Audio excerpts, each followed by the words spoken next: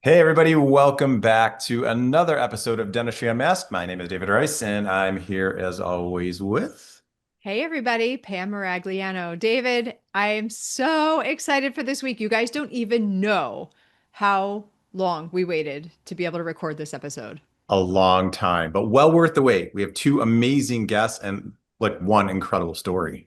Yes, we do. So, welcome back, David Harris.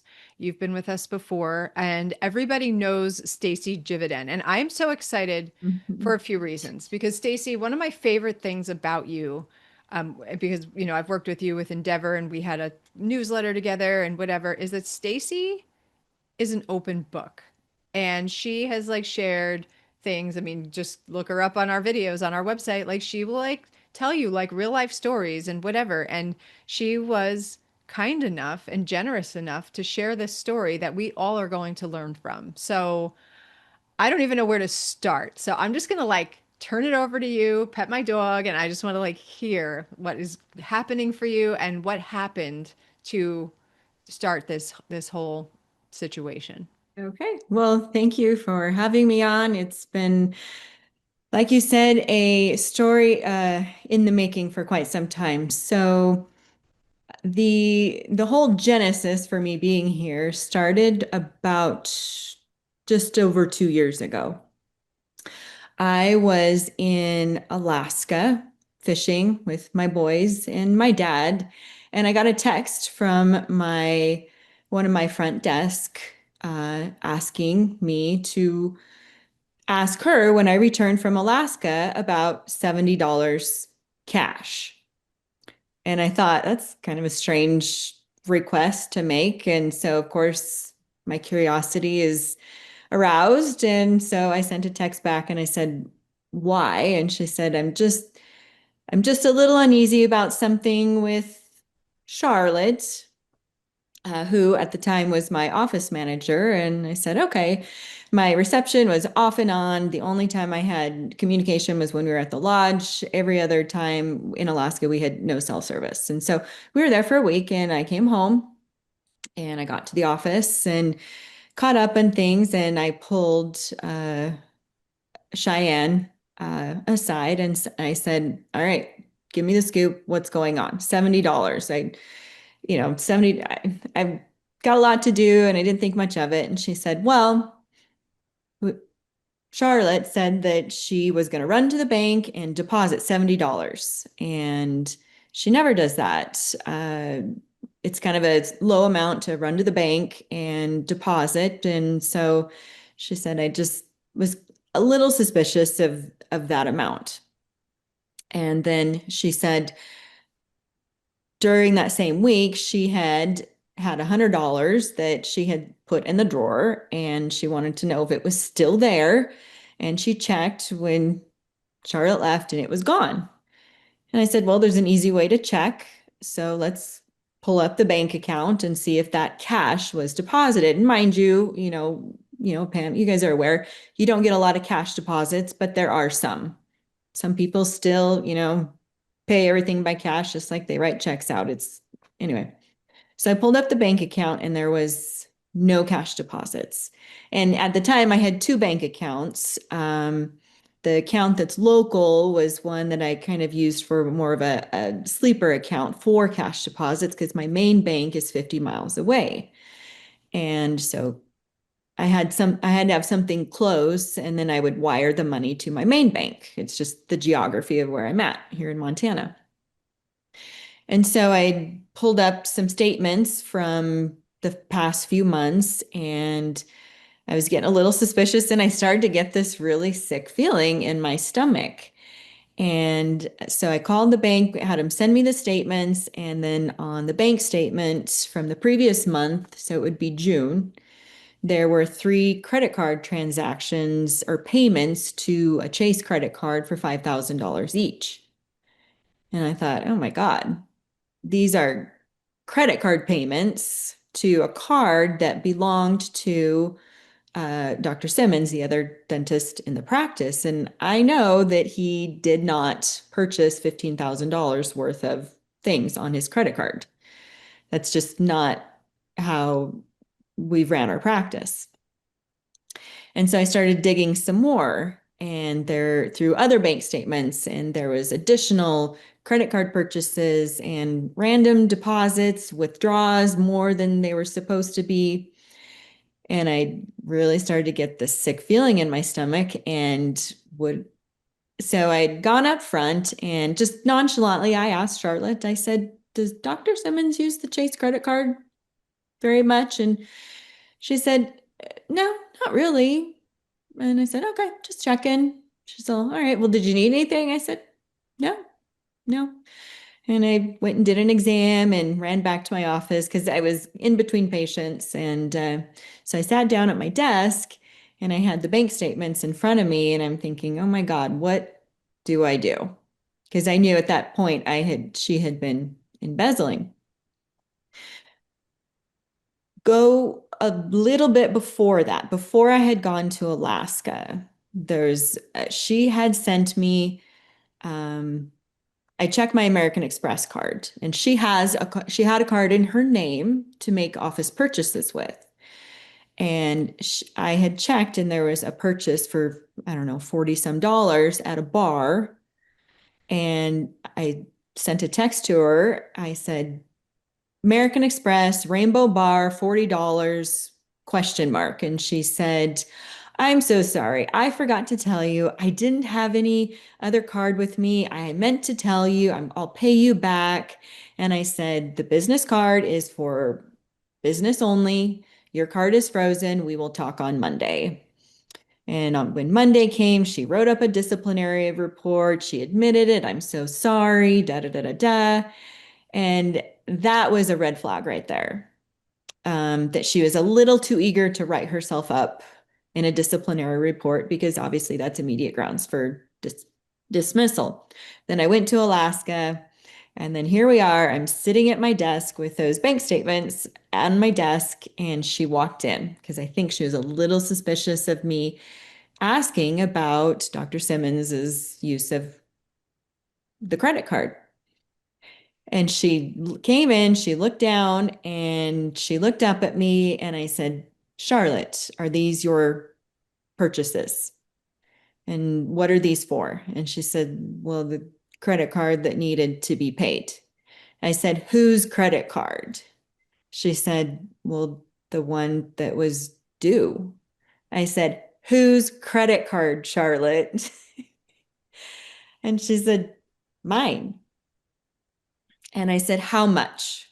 Because at that point, it was obviously an admission. And she kind of, her eyes got big, and she said, $30,000. And I said, you're fired. You're going to get walked out to your car, and I will be reporting this. Get your stuff and get the hell out. And so Cheyenne grabbed her stuff, because at this point I had a patient in the chair, and I've got a hygienist knocking on my door for another exam, and the shit hits the fan, and I'm thinking, oh my God. So she left. I kind of finished the day out, and she didn't even get a chance to shut her computer down or anything. So when all was said and done, I told everybody real quick, because she left, and you got to keep things going in the office. I said, just so you know, I fired Charlotte. Everything's gonna be fine. And so I went and I jumped on her computer, because she still had everything logged in. And the more I dug, the more I was just sickened. I found that she used my business Amazon account, purchased things with the American Express, which on my American Express, it comes out as Amazon. So I thought, shoot, $40, $20, she's buying stuff, ink, paper, toilet paper, stuff like that. But she was buying things and then sending it to her house. She had linked a credit card, the Chase credit card for Dr. Simmons, which he basically just had the cards as long as they got paid. He didn't know, but she had completely changed passwords, verification keys for that credit card. So he couldn't get into it. So he had no idea what was going on with this credit card. And she had linked it to her PayPal. and various, the Venmo. She linked it to Venmo, and she would go gamble. She would send money to people that would through Venmo and then request cash back, because I guess you can get cash like that. She had a gambling addiction apparently, and at this point, I canceled my patients the next day. I kept my hygiene going. I canceled my patients because I thought I have to get things under control, because insurance checks are coming in, bills have to be made. Everybody's wondering what is going on. And I kid you not, I literally sat on my desk and cried. I thought, what the hell am I going to do? Because I trusted her. And I think that's a theme with embezzlement. And Dave can definitely attest to that, is you trust these people the most. She had been my office manager for, let's see, 3 years, but she'd been with me 7. And up until that point, my mom had handled all the finances because, we started the practice, and she kind of segued into that. She has a finance background, so it was just easy for her to handle payroll, finances, bills. But she retired and Charlotte took over, and I just started going through things, and I thought, what am I going to do? And so I called the police department, and an officer came down, and he said, well, we need to press charges, but we need all the information in order to do that. So I need you to get me everything, and then I'll look through it. And I thought, oh God. So the more information I pulled, I had just stacks of Amazon receipts, credit card, bank statements, all the communications from people, because I was able to get into her accounts because she had all of her passwords that were on automatic. So I logged into everything. I had to shut credit cards down. I had to change passwords that I could. And then that's when I was just kind of going through things. And then I just kind of happenstance ran across embezzlement, prosthodontics. We can help you if you have been embezzled. I thought, oh my God, this is exactly what I need. I didn't know where to go with the information. So I called, and they connected me with Dave, and basically just said, yeah, I gotcha. This is what we do all day long. And we will get this situated. We'll get all the information. We'll take all the forensics from bank accounts, my EagleSoft, to see where things had crossed. Had she embezzled anywhere else? And so my job was essentially to get all the information to them, and Dave and his amazing team went through it line by line, penny by penny, to figure out where the money was filtered from and to, and how much, down to the penny, because she had bought plane tickets and clothing, all this stuff, and I had no idea. I honestly had no idea. I'm just being a dentist, and a lot of things going on in my personal life. I just recently gotten divorced, and I'm just trying to keep, I'm just moving. And so that was the beginning of my journey with Prosperident. And I was assigned to an investigator. Her name was Rose, and just I felt like I had this big weight lifted off my shoulders when I turned everything over to them, because I knew that when you start giving a bunch of dental related things to a police detective, that they would look at it like, deer caught in the headlights. They don't know how to filter through that. It would have taken them forever, and so I kept in contact with the police department, and Rose went through everything. And the more Rose dug into all the information, the more I realized the depth of the embezzlement that had taken place. And during this period of time, I had contacted my accountant, and the extent beyond the actual theft was charges from vendors and places that I had no idea about, credit card fees, late fees. It took Dr. Simmons almost 8 weeks to get back into his credit card, because he had to send in all the credentialing and the verification because she had completely locked him out of the credit card, changing all the passcodes to everything. But then I get a notice from my accountant saying that there were delinquent tax payments and that were due, and then fees that mounted to almost $16,000 that I had no idea about. I had no idea. And, when your accountant comes to you and says, can you write a check to the IRS for $16,000? I'm like, this just gets better and better. And I said, oh, okay, what do you do? It's the IRS. And so got that taken care of, and just all the little things that kept adding up. And when all was said and done, after Rose had written her report and all the plane tickets had been found, the clothing purchases, the gifts to her daughter and her dad. I mean, it got so sick when I found purchases. She bought her, at the time, 12-year-old daughter panties on Amazon. I'm like, what kind of a sick person are you that you have to buy your daughter panties on my Amazon account and you can't even afford that? And she would, and the trinkets to go to her Mardi Gras parties and things like that. It was just sick and twisted. And so when all was said and done, over the course of about two and a half years, there was a total of almost $160,000 that she had taken. And then on top of all the other fees and the lost production and everything like that, it was almost $220,000 that had been taken. Then things that I had to pay out to get all of this situated. Because once it got turned over to the police department, then it had to go to the court. And every time she had a court hearing, it was scheduled, her attorney would cancel it. And so, of course, I had blocked out time in my schedule, and that's lost production. And then 3 weeks later, it's scheduled, and then it gets pushed out again. And it just was like my attorney told me, the county attorney said, it's just one big, long conveyor belt. You're going to get there slowly but surely.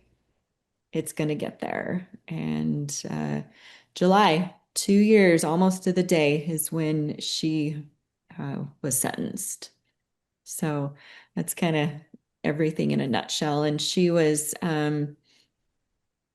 had her sentencing. It took 2 months from the day she had pleaded guilty to sentencing, her change of plea. And she had 30 years in the state of Montana. Anything over 5,000 gives you a 10,000, or I'm sorry, 5,000 would give you 10 years in prison, maximum sentence. So she had 3 felony counts. And part of her plea was essentially to get 20 of those literally just wiped out. So we had 10 years on the table. And so that's what we had to play with. And, thank God the judge saw through her bullshit. And, the county attorney was very aggressive in pursuing it. We got up and did our victim impact statements, and I think everybody saw through her. And she was sentenced to 10 years without the possibility of parole. And since that day, she is still sitting in the county jail here in Hamilton because they're making way eventually for her in the women's prison over in Billings. And from what I understand, the jail's much less comfortable than the women's prison. So the longer she stays here, the happier I am. So, and since then it's just been, I've learned to just basically accept it and learn from it. And hopefully, the story will open, the eyes to others who may have similar red flags in their practices. Because I had no idea. No idea. God, first of all, I'm so sorry that happened. And second, thank goodness. I mean, you would have got there, but thank goodness that computer was on and open Hmm. to have access to all those things. Yeah, they say don't leave your passwords in a pass key thing because every account that I went to open, the password is right there. And I was able to get in and just get into her mind a little bit, which was sickening. A lot of thieves think they have the immunity gene, that they're never going to get caught, and they kind of behave in careless ways like that. And yeah, you're right, David. Thank goodness. A couple of things I want to say. First of all, Stacey, I wish every client was like you. You were just a dream to deal with, and I remember that first call and how upset you were, Mhm. and I felt so bad for this woman I had never met. And I kind of just wanted to hug you and say it's going to be okay. And Yeah, it was overwhelming. And I remember thinking, yes, there's a financial commitment to have investigators take over a case like this. But in my mind, it wasn't even a question of that. It was, I need a peace of mind. I need something to let me move forward, to be a dentist, to keep my staff paid, to keep my practice running, to keep my patients seen. And I don't know, fate just stepped in, and that was probably the best phone call that I made during the whole ordeal. I'm like, thank God for Well, taking. this is interesting because I feel like, tell me what you think, Dave. I think Stacey could have called you at that point with the $70 cash that was missing, right? I mean, I feel like there's so many, you watch those movies where like if you made this decision, that could have happened and all the things. I mean, if she was thinking, like when you asked about that one card, Dr. Simmons's card, and was just like, oh, okay, whatever, like that should have like Mhm. raised a red flag, you would think in her mind, like, uh-oh, maybe she's onto me, or you know what I mean? I feel like there's so many ways that she could have tried to cover her tracks.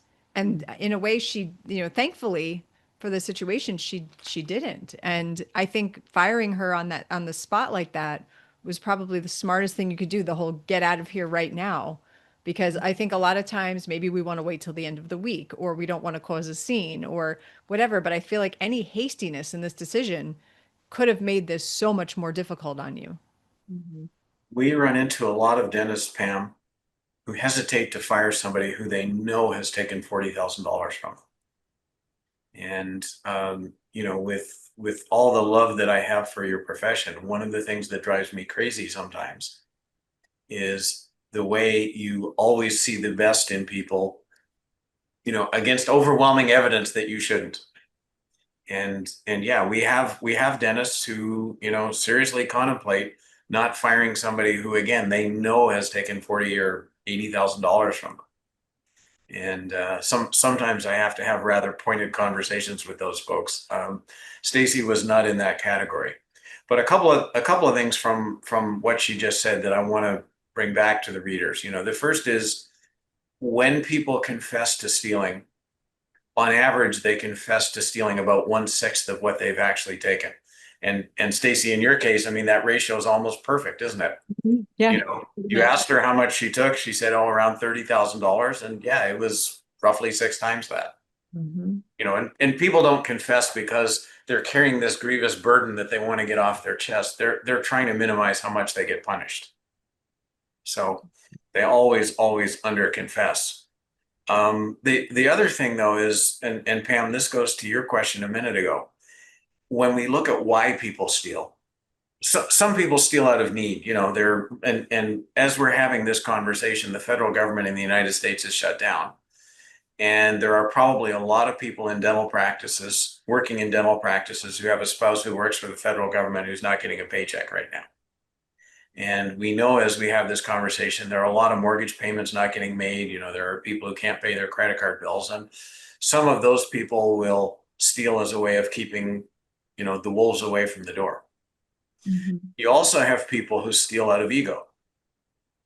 And they feel like society doesn't really appreciate their incredible talents. And you know, they're here working underpaid and underappreciated in a dental practice. And that's kind of, Stacey, how I categorize Charlotte. You know, she felt like she was worth a lot more money than you were paying her. And if Stacey's not going to pay me, well, damn it, I'm just going to take it. I deserve it. And you know, a lot of the ways she spent money were kind of reinforcing that. So when people steal from ego, the next thing they think is, well, I'm a lot smarter than the dentist I work for, and there's no way she's ever going to catch me. And that was Charlotte. Mhm. And you know, she thought she had you figured out, and she could kind of manipulate you in the way she wanted to. And I'm saying this about somebody I've never met, but I think I have a reasonably clear mental picture of her. Mhm. And the other thing they do, of course, is they worm their way into your life, Mhm. because the emotion they want to engender is, you know, I would be so screwed if this person ever left me. Like, I don't see any way I could replace her. And once they get their doctor thinking like that, then that's when the wallet really opens for stealing. Yeah, I can actually say that that was the case for me because, there were things that she did to easily mask what was going on behind the scenes that actually made the practice money. She would improve things. She brought a lot to the table. I'll be the first to admit that she did bring a lot to the table to improve the practice. I'll give credit where credit's due.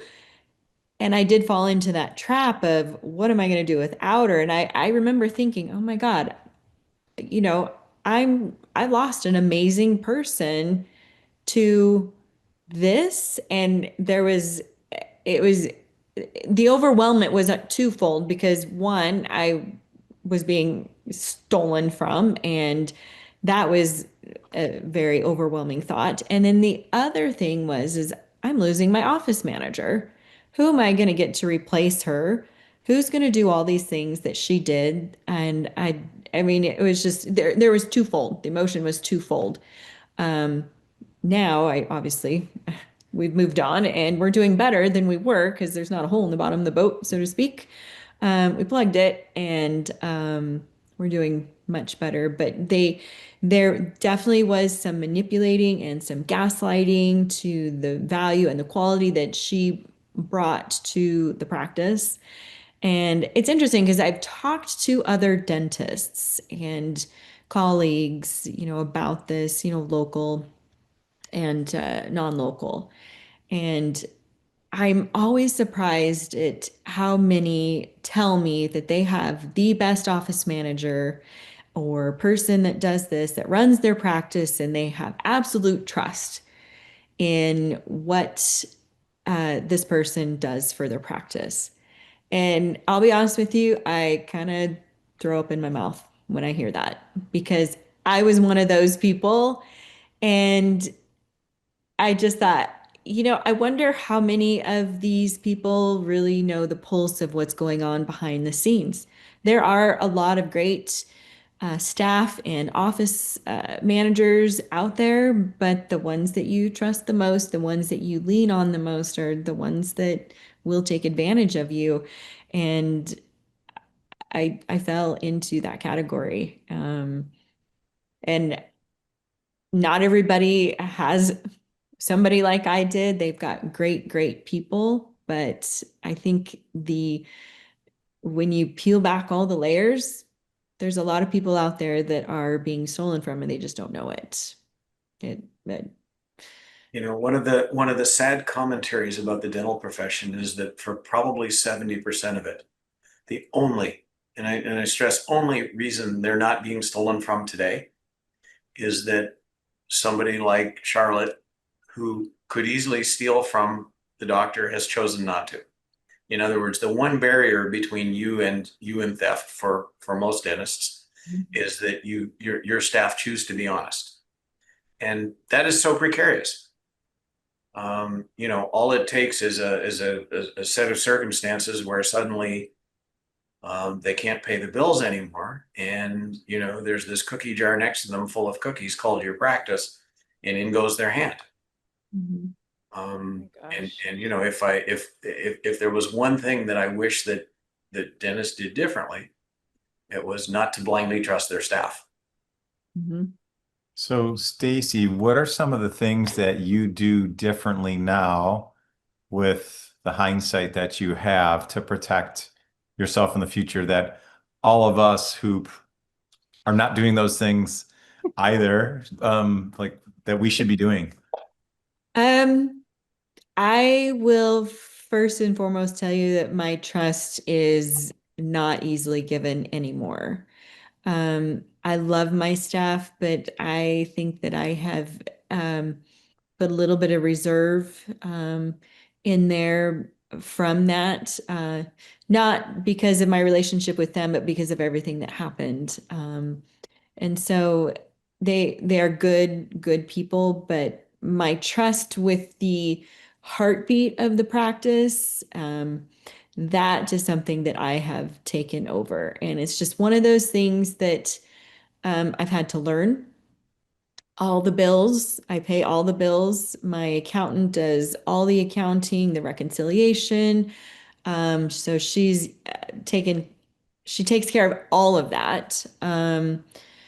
I am the only one aside from Dr. Simmons that has credit cards to the practice. Um, my new office manager, Cheyenne, who was the one that alerted me in the first place, the only access that she has to the finances is she will do the remote deposits for insurance checks. And then the cash deposits are counted down to the penny. And I make the deposits. I'm the only one on the account to, because I still have the bank here that I make those deposits to. I'm the only one that can deposit and withdraw. Um, Everything has been changed with regard to passwords from every account, from my Norco to the Stericycle to the DTX Studio for subscriptions, the Plan Mecca, the Burkhart, to everything that my practice runs on. I'm the only one that has a password to it. And Dr. Simmons, there's some of them are there for the staff to use to get into, the Dexis software to use it and stuff like that. But anything that runs the practice, I'm the only one that has the passwords to that. Nobody can do anything financial. That has basically become my responsibility. And fortunately, my personality is such that I've always been one to take the bull by the horns, and it's been fine. I can handle that, but I do block out maybe an hour or two a week to do what I call admin, to where I can pay the bills, I can, do whatever I need to do to get stuff to the accountant to just keep things going. And my staff is gracious enough to, understand that, because they know they all went through it with me, and their support has just been tremendous. All of them who were involved went to the sentencing, and they felt betrayed too. All of them felt betrayed. And so they had some of that anger into it. And so it was kind of a team thing. And so they've been behind me 100%, but I am in charge of everything essentially now. Well, I have a question. How did this affect the community? Because I feel like a story Mhm. like this would be something that, whether it's on social media or in the news, like, was this something that was kept quiet the whole time, or did the word get out? And did patients ask you about it? And how did you navigate that? Because I feel like we are in such a, I mean, you've been in your practice for a long time. Your patients know you. And eventually they're going to, I mean, right away, they're going to know she's not there. Something's different. How did Mhm. that go? Um, for a small town, it went probably like you would think it would. Word travels fast. I have no social media. I have zero access to social media. So for that part of it, I'm literally in some ignorance there. Anything that was said on Facebook or Instagram or whatever platform, my staff They said, yeah. And it was interesting how things got spun and, all the things that were said that were assumed. How could you not know? Or she was this, and then all of a sudden, for some people, I'm the mean person because she got fired, and did they not know? How could you be so stupid? And all those things. We had some patients who would ask, and I told my staff to just say it's an ongoing investigation. We can't really say a lot. I think the part that probably hit me the hardest, though, was when my boys, who at the time were in, let's see, I had a junior, a freshman, and a seventh grader. When people would ask them in school, what happened to your practice, or somebody stole from your mom, and, they would make comments, they'd make assumptions, and my boys were left to deflect a lot of things. And I told them, I said, just say, yeah, they're trying to get it figured out, just to be very vague on that. And so it's a small community, and I grew up here, and my name is well known, not just because of what I do, but because of growing up here. My dad was former law enforcement, so there was that component to it. Everybody knows I'm, Chuck's daughter. He's, sheriff's department, so there's all of that went into it. So I think a lot of people felt bad for us. Frustrated for us, and people who were the keyboard warriors fired off opinions like they do. And that's when I'm glad that my circle is small, and so that didn't really affect me as much as it could have. So yeah. That's wonderful. You don't need any more than what you already had. My goodness. No, I'm kind of a believer. You keep your circle small, and the people that you have within a 15-foot circumference of you are who matters the most. And so that's kind of what I kept in mind, and it helped. A tremendous support system. So So Dave, how frequently do you see things like this happening in a dental practice? Well, let's start with the good news. Roughly 30% of dentists, David, will make it through their whole career without being stolen from. That is good news. The other 70% will be embezzled, and to make it even worse, probably half of those will be hit more than once. Dentistry is the most embezzled profession there is. Wow. And we can talk about the reasons. I think first of all that when the three of you went to dental school, it wasn't because you had an unquenchable desire to be business owners. You all wanted to help people, and the way you chose to do that was through their oral cavities. And those were the decisions. I mean, Pam, in your case, you started as a hygienist and went on from there to dentistry and a dental specialty. And I'm sure that being a business owner was just never part of that equation for you. No, I cannot say it was.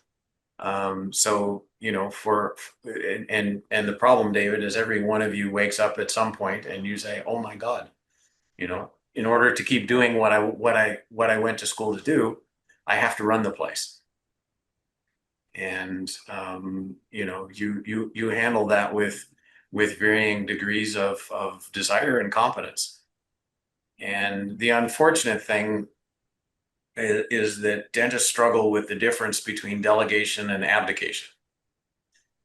And delegation is, office manager, I'm giving you this job to do, and I'm going to hold you accountable, and not in a theoretical sense, not in the sense that the employee manual says that you're accountable, but I'm going to be watching what you do, and I'm going to commit the mental energy to understand what you do well enough that I can evaluate you in that position.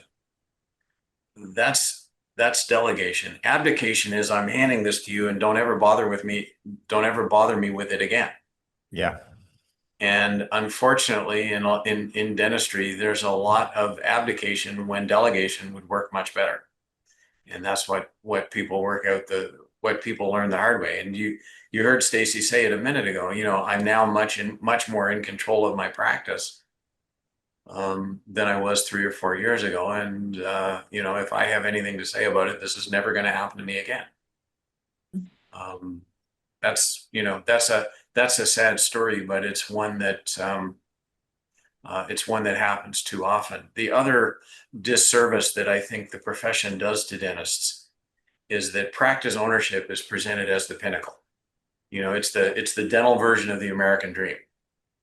And I suspect you all got the same advice from your parents that I did from mine, which was that, okay, David, as soon as you have enough money for a down payment, buy a house. That's that's the American dream that applies to most people. But in dentistry, the next step is associateship is really this transient period that you go through when you're getting ready to buy a practice. And as soon as you're ready, you should own a practice. And for a lot of dentists, that's really good advice. There's also that percentage who I would say gently should never own a practice. And the problem is that the profession doesn't say to them, you know what? Being a practice owner isn't for everybody. And if it's not for you, let's recognize that. And let's find you a career within dentistry where you aren't this fish out of water. And unfortunately, I think the profession does a disservice to those people and kind of forces them in this path that's not the right one. And I'm not suggesting that about any of you, but I'm saying there are people who could have a great career that doesn't involve practice ownership, and nobody tells them that. Mhm. I think that's a No, great point. that is a great point. And you can be very successful and very happy and all the things if practice ownership isn't cut out for you. So, all Mhm. right, we could go on and on. There's so much to this story that's so interesting, but I feel like I would love, pretty quickly, because we're running short on time, if each of you would give us maybe 3 lessons, or like 3 things to, you know, because I think unfortunately, Stacey, and I'm one of these people too, you got to learn the hard way, and you shouldn't have to learn the hard way, but we tend to learn the hard way. And there's people out there that maybe don't own a practice yet, or are thinking about buying a practice, or aspire to have a practice, or own a practice and don't realize, they're still living in I'm in the 30% world, which I mean, we all kind of hope to be that person. Sadly, we won't be. Um, Brittany, I'll kill you. Anyway, I'm just joking. Uh, no, I feel like what like what what lessons did you take from this, or what things would you like? What piece of advice would you offer to, say, somebody that's listening to this and wants to take something that they can bring right back to their practice with them to hopefully safeguard themselves? I think first and foremost would be to just be a part of your practice, not just in the sense of treating patients, but what makes the heart beat. Become familiar with your financials. Hire, and I was trying to save money because I thought, she says she could do all this stuff. And I thought, great, I'm paying her. Why can't she just do this? Great. Don't be afraid to spend money to save money in that regard. So become familiar with your financials. And with that, I think having a system of checks and balances. So if you have an accountant involved, or if you have a financial planner involved, have control over credit cards and know where the money is getting spent. Be familiar with your production, your collection, how much is check, how much is direct deposit, how much is cash, those types of things. It might seem petty as the dentist to have to go over that kind of stuff because it doesn't make a lot of sense to us, but it can and it should, and you should take the time to at least be familiar with that. Don't just trust one person to be in charge of it. Like, again, I think having a system of checks and balances is always good. And then I mean, this might sound somewhat harsh, but don't give your trust freely to anybody. As much as I want to, I can't, because I gave it, and I gave it hard, because that's just how I am. You give, and you give 100%, and it's hard. And it doesn't mean that I don't appreciate the people that I work with. That's not what I mean at all. But just be very guarded with who you share information with in regards to your practice. Keep your circle small, and then I don't know. Those are probably the two things that I would take home. And then, just if that happens, just it'll be okay. It is okay. When all is said and done, I think you come out a better person. And I can honestly say that the silver lining is that I have become a better business owner. I have become a better boss. I feel like I understand my staff better. I trust them in a sense that they relay more to me about what goes on inside the practice with regard to the relationship with staff and patients and those types of things. So there's a trust there, because we went through that together. It all works out in the end, but I thank God for Dave and his team. The police department told me that with the information that I had given them initially, it would have taken forever for them to filter through it, to make sense of it, and then to make a charge, to let the punishment fit the crime, so to speak. They put it in a nice package that made sense, and justice has indeed been served. How about you, Dave? I'll amplify a couple of things that Stacey said and add a few of my own. It astounds me the number of dentists who can't find their way through their own practice management software. Who don't know how to print a report, who don't know how to look up a patient balance. That software is as important to your financial well-being as your handpiece is. Mm-hmm. And every dentist knows that handpiece like it's their child. But when it comes to the software, I might break something. There's not going to be this software famine where it all disappears from the earth. So embrace it. And if you're not comfortable with it, get there. Mm-hmm. Stacey mentioned dividing up duties, and that's some of the lowest cost protection you can have. The point of dividing up duties is to make it so that if I want to steal from you, I have to go to my coworker and say, I really want to steal from Dr. Rice, but I need your help. And the requirement for me to do that, to approach a coworker, will stop about 80% of would-be embezzlers right in their tracks. And I'm sorry, I cannot stop this dang phone from ringing. And I know that Stacey has embraced that perfectly. I'm going to add a couple of other ones. The first thing is this: don't ignore the symptoms.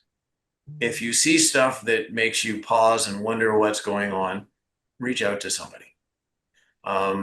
Hindsight is obviously an exact science, but we have a lot of victims who turned a $40,000 problem into a $240,000 problem because they just convinced themselves that it can't be happening, and they just kind of put the symptoms on ignore. And I never ever have a problem with talking to a dentist who calls me and says, I'm wondering if something's going on. Can you please help me read the tea leaves here? That is never a call I hate to have. The final thing, which is kind of an extension, I think Stacey and I both like a former president who once said, "Trust but verify." And what I'd encourage dentists to do, if they see something that looks off in their practice, the typical response that a dentist will have is they'll go to their receptionist or their office manager and they'll ask a question. And if what they're seeing is something legitimate, but it's just a little bit anomalous, that's fine. If the person they're asking the question to happens to be stealing from them, that's pointless. asking for an explanation from somebody who knows a lot more than you about certain things means they're just going to spin you around like a top. The mentality that I try to cultivate in dentists is when you see something that doesn't look right to you, go to paper. In other words, if you ask somebody for something, what you're going to ask them for is a document. So you see an adjustment that looks really big, it's an 80% of your fee kind of adjustment. And even as tight-fisted as Delta Dental is, they never pay 20% of UCR. So when you see a big adjustment like that, the response I'd like the doctor to have is to ask the staff member, can you please get the EOB for that? Let's look at the explanation of benefits and let's see what really happened. If you ask somebody, they'll give you an answer and you'll kind of shrug your shoulders and go away. So go back to paper. Those are the things I would encourage people to do, learning from Stacey's experience. Mhm. Those are great pieces of advice. And Pam, man, like you said, I wish we had more hours for this, but this has been incredible. Stacey, I have to tell you, like, I have so much respect for you. Thank you so much for sharing this story. It can't be easy to relive it, but I know that it's helping so many people because at a data point of 70% of us are being embezzled from, that's a look around a room at all your friends and know, like, it's probably both of us, not just one of us. So thank you so much for sharing that. That means a lot. Pam? Yeah, no, same. I can't agree more. I've been waiting for this topic and waiting for her to go to jail so we could finally talk about it. And because you know what? We can all learn from, we've been learning from you through dental economics for what, over a decade. And so, I mean, this is no different. And just, I can't thank you enough. And also, Dave, when somebody is concerned, where can they find you? We're easy to find, Pam. Our website is www.prosperident.com. And if you can't remember how to spell it, if you do what Stacey did and you go onto Google and you search for embezzlement in dentistry, we're going to pop up fairly quickly. The other option, which people have been doing fairly regularly through this conversation, is to call us on our toll-free number, which is 888-398-2327. So 888-398-2327. And if you have a problem, you will get from us understanding, because we only deal with dentistry. So we understand pretty well the world you live in, and you also will get a judgment-free zone. We never say to a dentist, like, why don't you understand that? We know that, as I discussed, a lot of dentists are very reluctant business owners, and you will never get condescension from us on that point.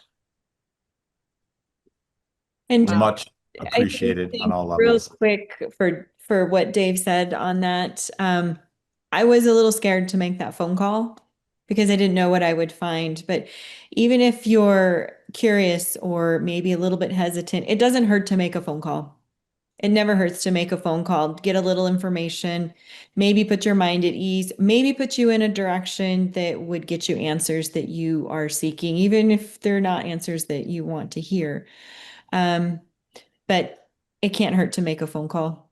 That's what I would encourage. Wow. Well, thank you both so much. This was such a great episode. And I really, if it helps one person, which I think it'll help more than one, we're doing our job over here. So, everybody out there, thank you so much for listening to us this week. And we can't wait to see you all next week. Thank you. Awesome. Thank you, everyone, for watching or listening to Dentistry Unmasked podcast, produced by Endeavor Business Media, a division of Endeavor B2B, and thanks to our guests and sponsors on this episode.